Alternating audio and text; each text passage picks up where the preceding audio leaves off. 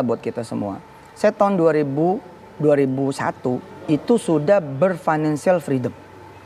2001. Udah nggak ada lagi cerita beli apa aja pakai duit. Padahal waktu itu saya masih miskin. Sampai tahun 2005 saya belum punya toilet. Di rumah tuh belum ada toilet. Dan masih tanah, belum keramik. Tapi waktu itu saya bilang ke istri dan kemudian ke mertua, ini kalau Tuhan kita duit, masalahnya.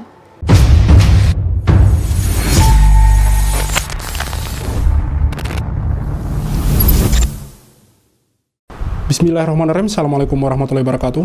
Kembali bersama saya Al-Walid.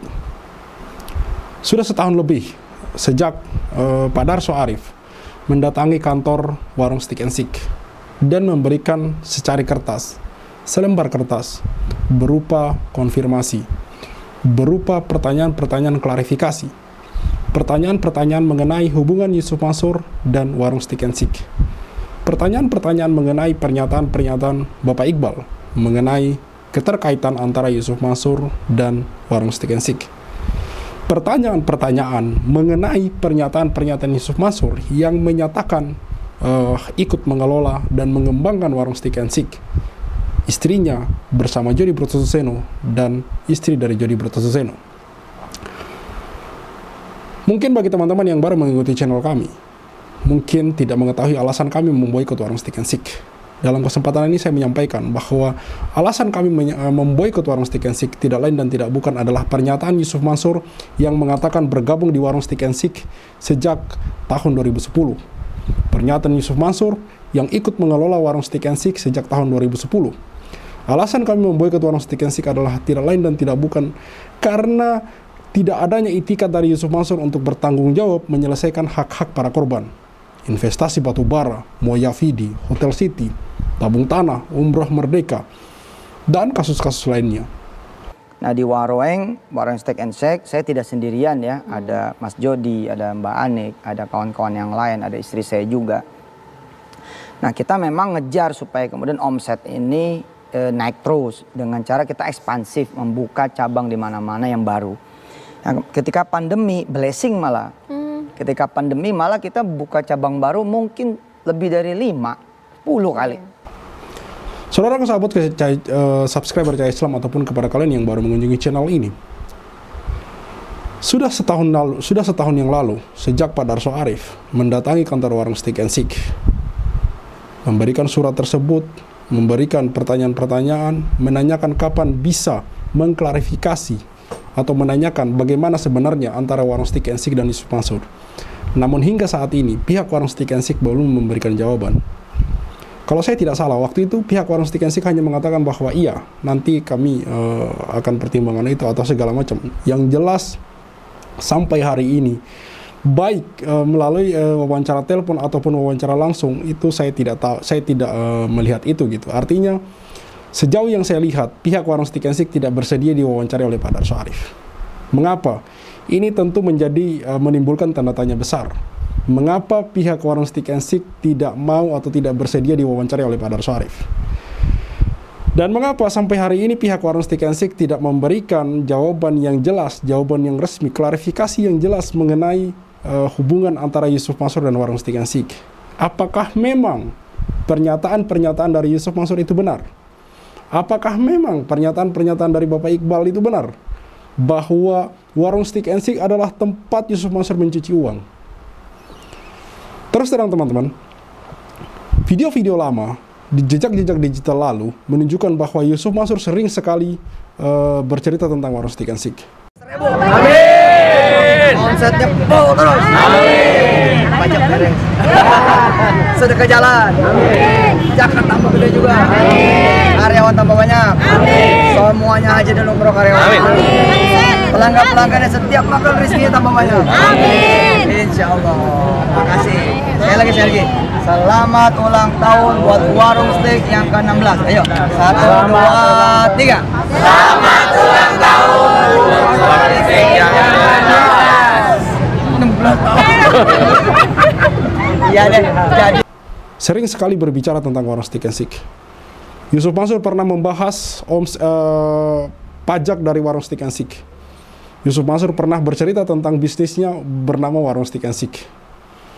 Yusuf Mansur bahkan pernah bercerita bahwa bagaimana dia membayar pajak 100 juta sampai 200 juta per hari melalui Warung Stick and Stick. Itu jejak digital lama. Kalau misalnya hari ini Yusuf Mansur tidak lagi berbicara tentang Warung Stick and Stick, dugaan saya adalah karena suara-suara minor tadi, suara-suara boykot Warung Stick and Stick. Jadi mungkin Yusuf Mansur tidak ingin usahanya diganggu, tidak ingin bisnisnya diganggu, sehingga kemudian dia tidak lagi berbicara Warung Stick and Stick, tidak lagi ikut mempromosikan Warung Stick and Stick. Padahal di waktu lalu Yusuf Mansur kerap, bahkan sering sekali menggunakan kaos Warung Stick and Stick. Sering berbicara Warung Stick and Stick, berbicara karyawan Warung Stick and Stick, membanggakan Warung Stick and Stick. Jika hari-hari ini Yusuf Mansur berhenti berbicara Warung Stick and Stick, seperti yang saya katakan tadi, dugaan kami adalah mungkin tidak ingin bisnisnya diganggu, karena tadi itu suara-suara boykot Warung Stick and Stick sudah semakin jelas terdengar. Netizen, ini juga kita akan bahas di konten besok ya, bahwa di lini masa X atau di lini masa Twitter atau di media sosial yang lain, Yusuf Mansur sudah sering kemudian mendapat gojekan dari netizen gitu, mendapat candaan dari netizen, terutama mengenai hal-hal yang berbicara tentang duit gitu. Karena ini adalah stigma yang dibangun oleh Yusuf Mansur itu sendiri gitu. Stigma bahwa Yusuf Mansur ini sering berbicara tentang bisnis, yang mana bisnis itu sendiri selalu bermasalah. Yusuf Mansur sering berbicara tentang uang yang banyak gitu, harta yang melimpah dan segala macam gitu. Tapi ketika kemudian Yusuf Mansur ini ditagih oleh sejumlah orang yang kemudian mengaku sebagai korban, merasa dirugikan, dia mengaku tidak punya uang gitu. Bahkan hanya membayar sebesar 1 juta, 2 juta pun dia tidak mampu gitu.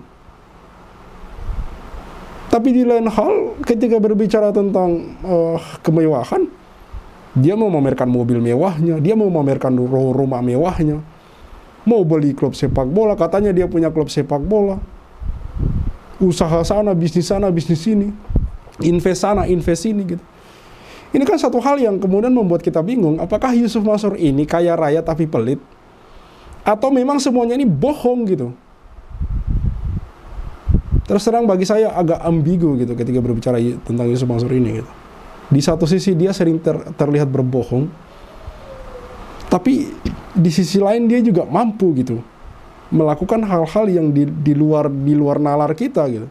Misalnya mengumpulkan sejumlah uang sampai kita sebut sampai miliaran, puluhan miliar, ratusan miliar, bahkan mungkin kita bisa bilang triliun gitu. Ini berdasarkan pernyataan dia ya. Saya tidak habis pikir gitu, bagaimana bisa seorang Yusuf Mansur membangun kemudian yang namanya Paytrend, mangkrak. Membangun yang kemudian namanya investasi batubara, mangkrak. Mendirikan Hotel City, tidak berjalan. Moya Fidi, program Umrah Merdeka, program tabung tanah, semuanya mangkrak. Tapi dia bisa kaya raya teman-teman, bahkan bisa berinvestasi di Warung Stick and Stick. Ini bagaimana ceritanya loh? Bagaimana ceritanya gitu? Bagaimana ceritanya seorang yang tidak pernah sukses dalam membangun bisnis, tapi kok bisa kaya raya gitu, bahkan bisa berinvestasi di tempat lain gitu. Kalau kita bisa nalar, mungkin teman-teman bisa punya pikiran yang sama dengan saya gitu, bahwa dugaan terbesar kami, sekali lagi saya katakan, dugaan terbesar kami adalah Yusuf Mansur menggunakan uang-uang investasi dari umat untuk kemudian dia investasikan secara pribadi ke Warung Stick and Stick. Kok bisa di tahun 2010 dia tiba-tiba muncul sebagai orang yang bisa berinvestasi dengan duit yang tentu tidak sedikit gitu. Padahal kalau dipikir semua bisnis yang dia bangun mangkrak teman-teman. Dan kok bisa Warung Stick and Stick sampai hari ini tidak memberikan klarifikasi. Bahkan Jody Brotoseno pun sebagai pemilik awal dari Warung Stick and Stick tidak bisa memberikan klarifikasi resmi gitu. Tidak bisa mengkonfirmasi secara resmi bagaimana sebenarnya Yusuf Mansur dan Warung Stick and Stick ini gitu. Kan kalau dipikir-pikir teman-teman, boykot Warung Stick and Stick, suara-suara mengkritik Warung Stick and Stick, ini kemudian secara tidak langsung, bahkan secara langsung merugikan Warung Stick and Stick.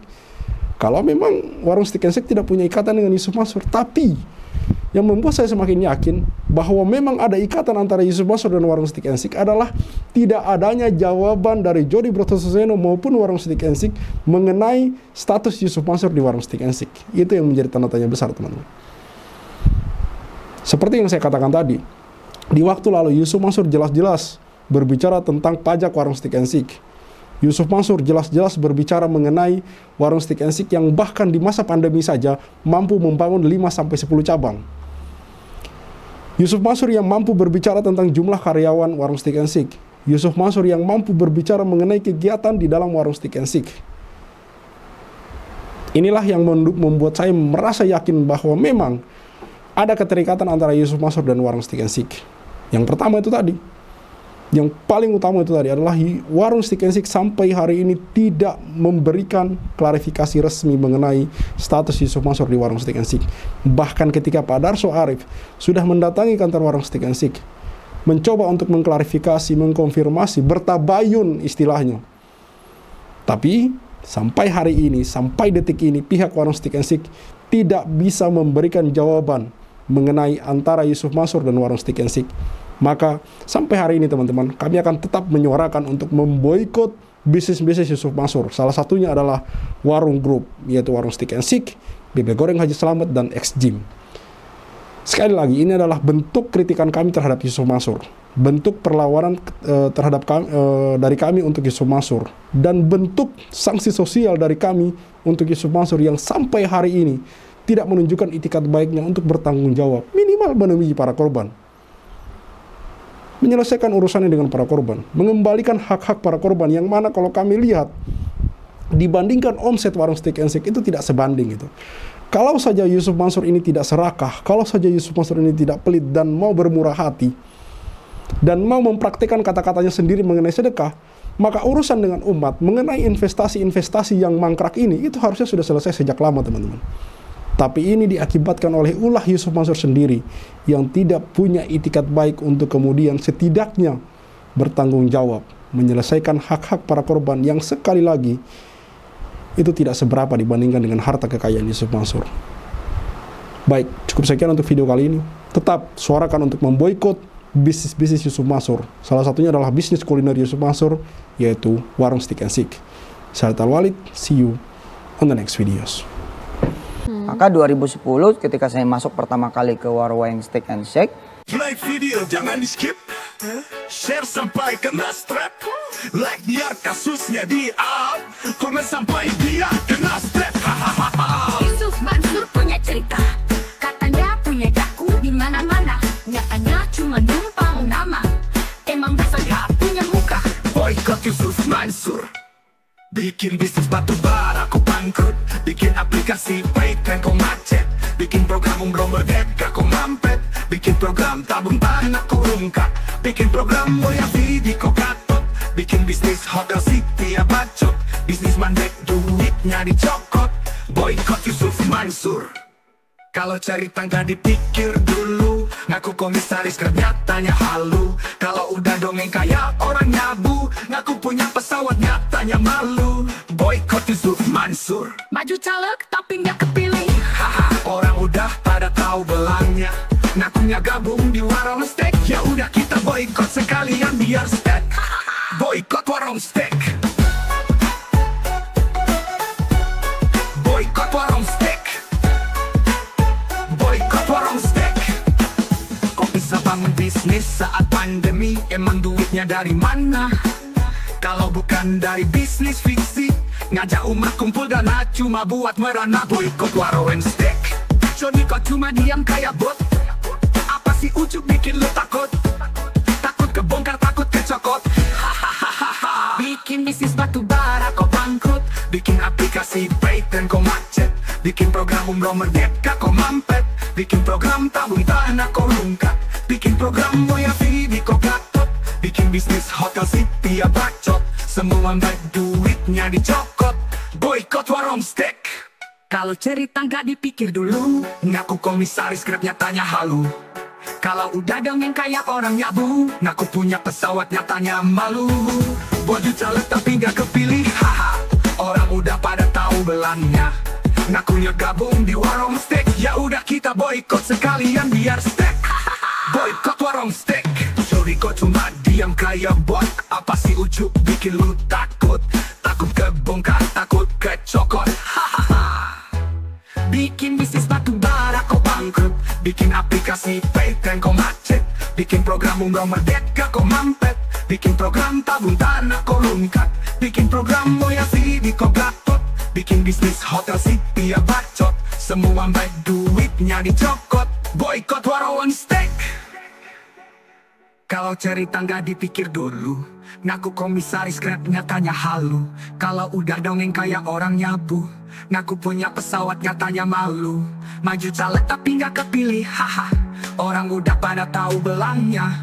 Ngakunya gabung di warung steak, ya udah kita boykot sekalian biar steak.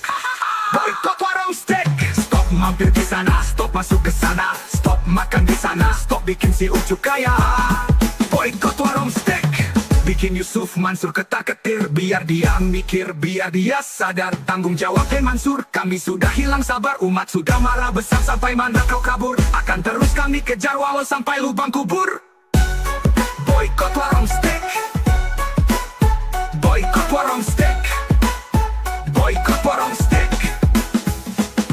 Play video jangan di skip, share sampai kena strap, like biar kasusnya di up, komen sampai dia kena step, hahaha.